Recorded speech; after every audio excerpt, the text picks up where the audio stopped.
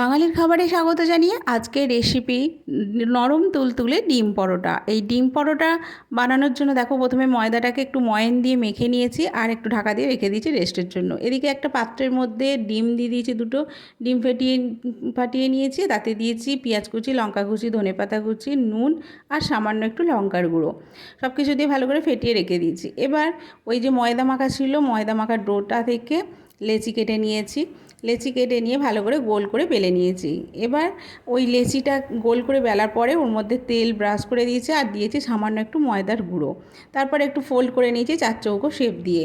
তারপর আর কিছুই না, এবার ভালো করে বেলে নিয়ে এবার ওই যে ডিমের ব্যাটারটা বানানো ছিল সেই ব্যাটারের মধ্যে ভালো করে এদিক ওদিক করে মাখিয়ে নিয়ে এদিকে একটা ফ্রাইং প্যান বসানো আছে, সেই ফ্রাইং প্যানে ডিমের পরোটাটা ওর মধ্যে দিয়ে এদিক ওদিক করে লাল লাল করে উল্টে পাল্টে ভেজে তুলে নিলেই তৈরি হয়ে যাবে নরম নরম টেস্টি ডিম পরোটা।